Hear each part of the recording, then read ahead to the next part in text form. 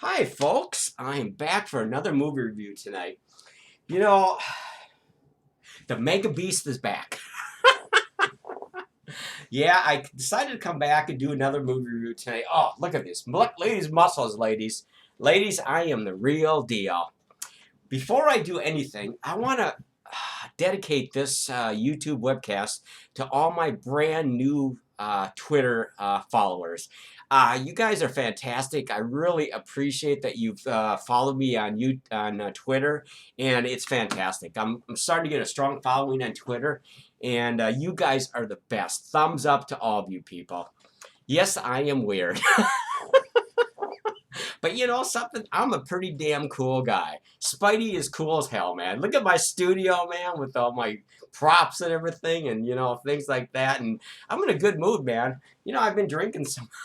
I'm drinking a little too much tonight. So I'm in a really good mood. But thank you to all my Twitter fans. I really appreciate you. And remember to follow me. And this is dedicated to you. Okay, we have talked about Return of the Living Dead movies for the last week or so.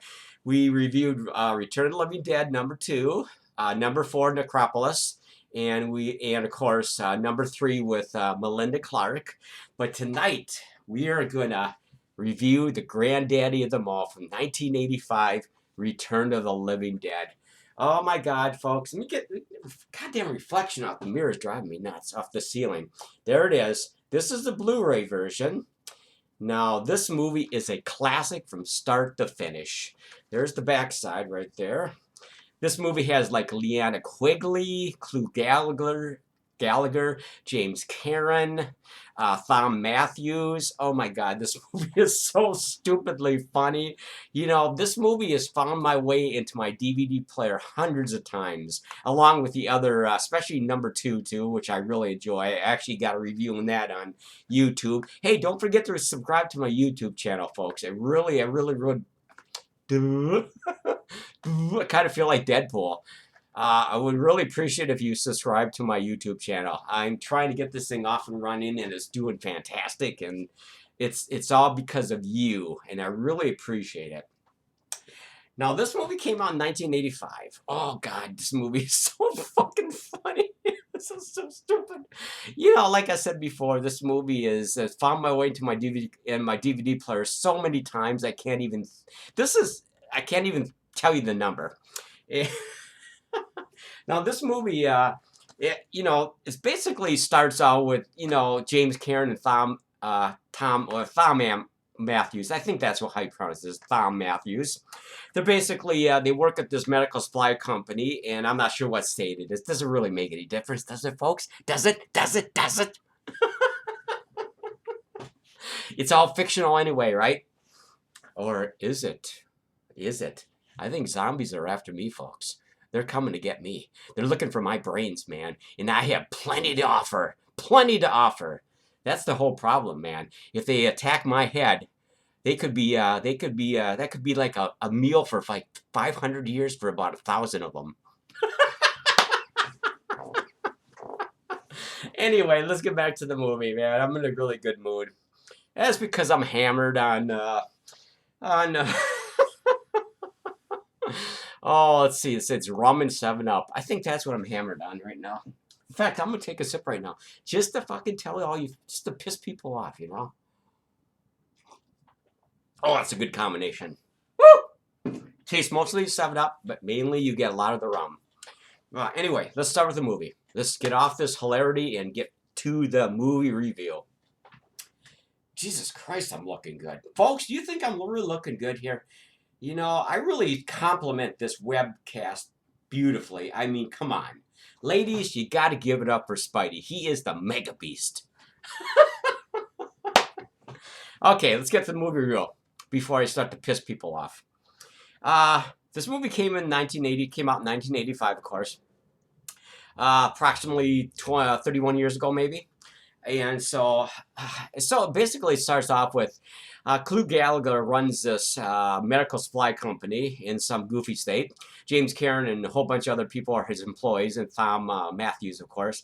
And of course, James Karen basically is, he's kind of we all love James Cameron, right? James Cameron is the best, you know. He's such a great actor. And of course, he's bragging about all these drums in the basement and, you know, all the zombies and stuff because of the military screw up and they all got shipped to that supply house, you know.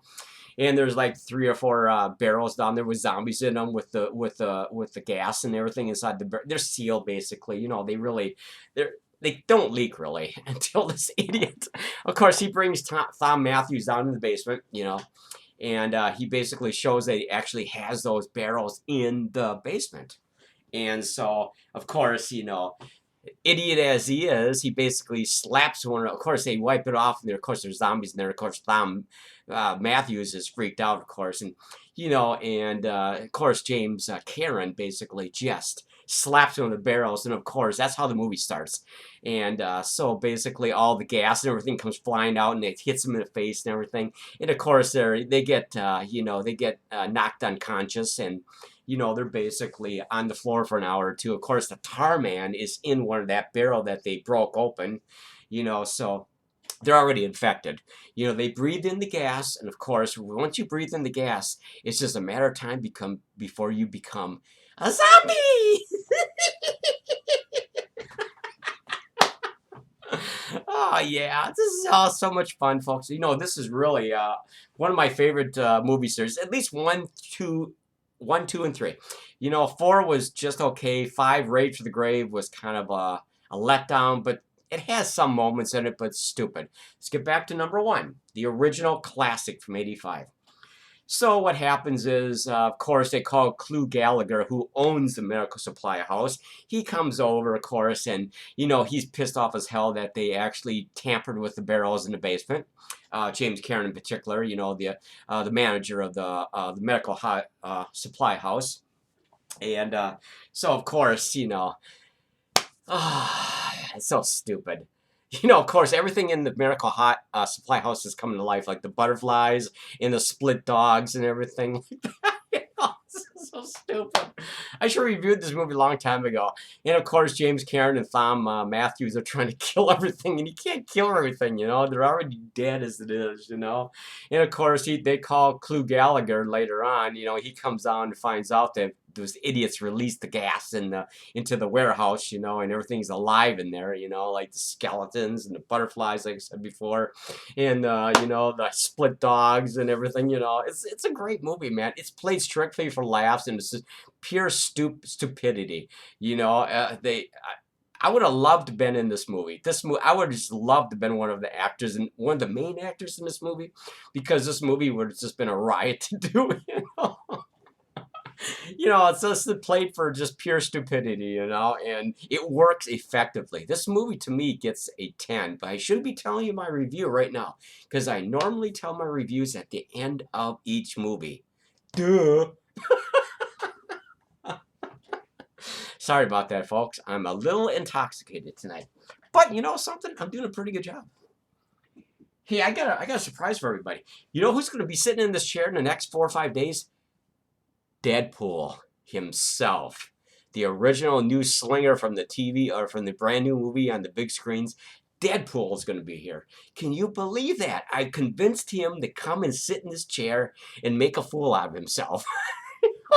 Just like I do, and all the rest of the gang back here, like Leatherhead and Penny and everything. He's gonna come make a fool of himself. He's a big fan of my webcast, and he's basically gonna come and sit in this chair and just talk shit for about 20 minutes. Does that sound cool? I think that's really cool. Watch for him. He's coming in the next 4 or 5 days. Okay, let's get back to the movie. You know, also, Liana Quigley's in this movie. So basically what happens is, of course, they go to the Undertaker, like right next door, you know, a crematorium, a funeral home. They basically, oh God, there's so many scenes in here, folks. I'm sure you've seen this movie 100 times. They have to cut up a cadaver that's in their frozen freezer section, you know, that's alive and everything. They have to transport him back to the mortuary next door. And of course, they cremate the body parts, the arms, the legs, and everything. And so, of course, all the smoke goes flying out the chimney. And of course, it floats all around the city and everything, especially over the cemetery. And so what happens is it starts to rain. And of course, pushes all the gas and everything, all the fog and everything from the cremated zombie into the ground of the cemetery. And of course, you know what happens next. All the zombies, all the dead people start coming to life and everything. Of course, there's this gang. There's this gang headed by, well, there's Leanna Quigley and a bunch of other people, and they go into the cemetery, have a good time. Of course, it's pouring rain, and all the mist is going into the soil and everything, and it's basically reanimating the dead down there. And so, you know, of course, Leanna Quigley has a great cameo. She's in this, I'm a big fan of Leanna Quigley. She's she's the queen, scream queen of all time, and she basically does this strip tease. There's like 8 of them, 7 or 8 of these punks inside the cemetery. They want to party until what's his face, Thom Mathews gets off work later that night. So let me take a drink first, folks. So they're in the cemetery, just wasting time, partying, getting drunk and stuff like that. Music, rock music, metal music, stuff like that. Of course, Leanna Quigley does her famous striptease act on top of a giant, a big old above ground tombstone, and she strips completely naked. Oh my God, she is so beautiful. Oh, what a body on that woman, man! When she was about like 20 years old, or whatever age she was, 20, 25 in that movie. And of course, they're all going around the tombstone with their little flares and everything, and she's dancing, all naked, everything, doing her little undead dance, or what you want to call it, the undead dance of Leanna Quigley. It's a great scene. I'm sure you all have seen this scene a bunch of times and all you guys thought about it and go, oh my God, I want that woman so bad. That's my thoughts exactly, folks, especially guys. Oh my God. Oh, yes. Anyway, so what happens? Of course, it starts to rain. Of course, all the mist comes pushing all the fog down, all the undead juice down into the soil. And of course, Leanna Quigley ends up getting munched on by a bunch of old zombies that she wanted to, she was fantasizing about in the first place. She's completely into death and everything, and she's so cute in this movie, man. Leanna Quigley is so cute. She's got this flaming red short punk hair. You cannot. I would love to have her for my girlfriend, man. Oh, we were probably about the same age as that movie came out, Anyway, so all hell breaks loose. Of course, the zombies are coming out of the ground, the dead people, and they're havoc. They're causing havoc all over the town and everything. And of course, the mortuary next door is, they're barricaded inside, and there's all kinds of weird stuff going on. They're trying to call paramedics and everything. And of course, God, I missed the whole part, man. Of course, I got to get back to James Cairn and Thom Mathews. They were infected, so they're basically in the mortuary with Gulager and the mortuary. I think Don Calfa is his name. He's a great actor. He's the mortuary director over there. You know what I'm talking about. So they're basically already dead. And of course, the paramedics come and they start to look at James Cairn and Thom Mathews, and they're basically convinced that they're dead, but somehow they're still talking in their conscience, And so, they basically. Oh, that's good. Woo! Gotta keep my buzz on, folks. Yes, folks, I am weird as hell. But you know something? I'm a sweet weird as hell. I'm just a super cool dude. And I even have a hand to prove it. Look at that hand. Look at that hand. I'm in a good mood tonight, folks, because I'm reviewing one of the best movies of all time. At least in my view, one of the best horror movies of all time. Bar none, this movie ranks right up there with the very best horror movies of all time. Even though it is a comedy, it's not to be taken seriously. It's goofy and stupid from start to finish, but it's a great movie. Great performances by Don Calfa, Thom Mathews, James Cairn, Leanna Quigley, and a whole bunch of great supporting actors. And so, of course, what happens is, there's this one scene where the paramedics already been killed out. The first set of paramedics, of course, they come to the mortuary trying to figure out what's wrong with James Cairn and Thom Mathews. And, of course, they go back out there to get the stretchers and everything. Of course, they already been killed by the the undead out there because there's a cemetery right there, and there's this one scene where this little tiny one, about 2 feet tall, is basically bunching on the head of somebody, and Don Calfa, I think that's his name, goes out there to try to to use the radio in the paramedic van, and he basically opens the door, and this little thing is munching on the head of one of the paramedics, and he starts chasing Don Calfa back to the door of the mortuary. It's so stupid. He's like about 2 feet tall. He's got no legs and everything.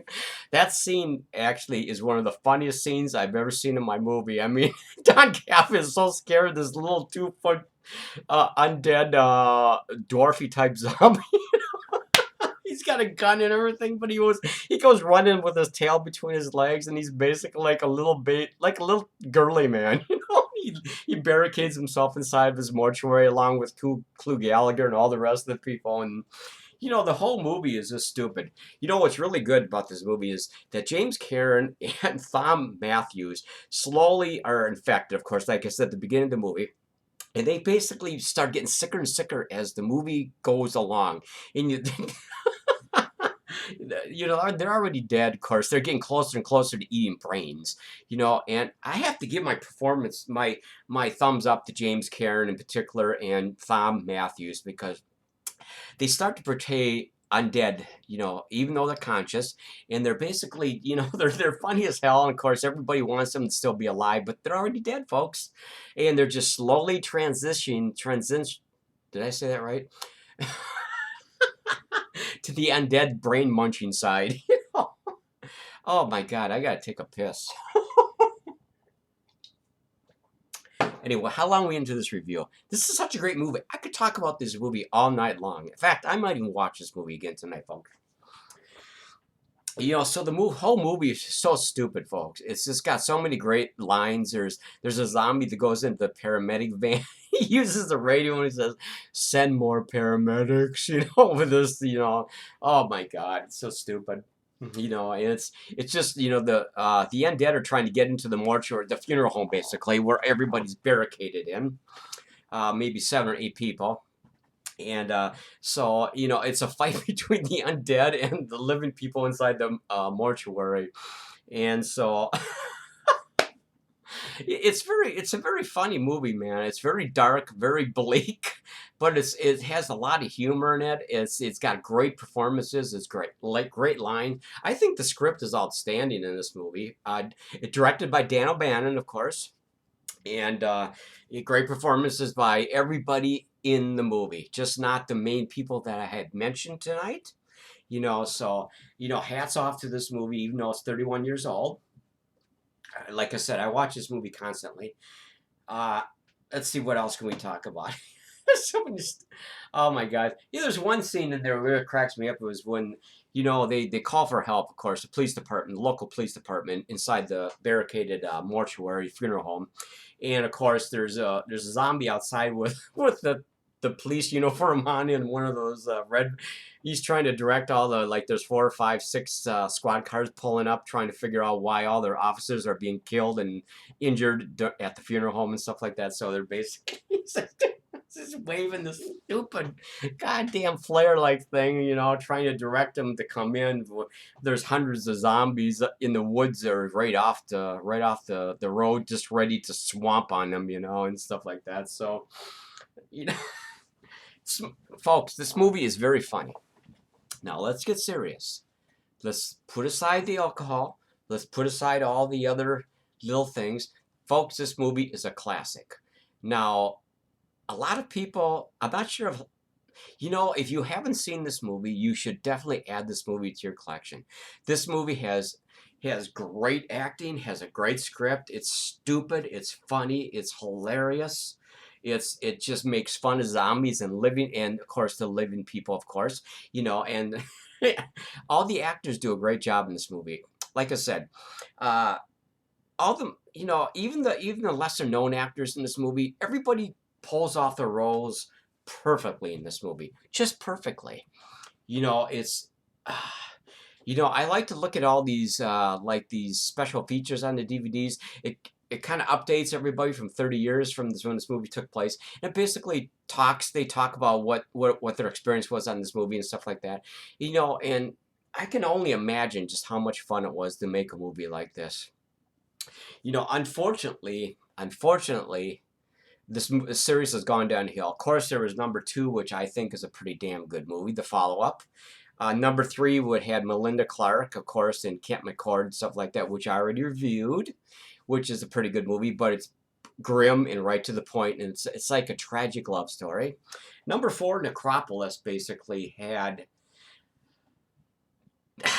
That was taken over basically by, I think, a Russian producer-director. I can't think of his name, actually, right off the top of my demented brain. But he did an okay job taking number 4. And then, of course, number 5, Rave to the Grave, which is his sequel to number 4, which is even stupider, but it does have some good points to it. You know, it's kind of funny and goofy. You know, and of course, you know, I wonder if this guy, my question is the same producer did number 4 and number 5. Is he going to take the series to number 6? Now, I don't, you know, I think he has the rights to it. You know, the production rights, the directional rights, and stuff like that. Now, can he continue in the same vein? Of course, he fell a little flat on compared number 1 to number 2 and number 3. Number 4, like I said, number 4 and 5 were just... so. But I would love to see, of course, Dan O'Bannon just recently passed away, which is very sad. He was the original director from the first one, the one I'm talking about tonight. Tonight, folks! Oh, how much time we got going in this review? Oh my God, I gotta end this review pretty soon before I go. Anyway, we're gonna end this review tonight, just because I've been dragging it along way too long. Anyway, folks, like I said, this is the Blu-ray version. It doesn't look much better than a regular conventional DVD, but still looks nice though. Okay, and I'm gonna rate this movie, folks, a 10 out of 10 Spiderwebs, because it's such a goddamn classic in every sense of the word. So that is my rating tonight, folks. A 10. Check this movie out. Add it to your collection. Don't even think about it twice.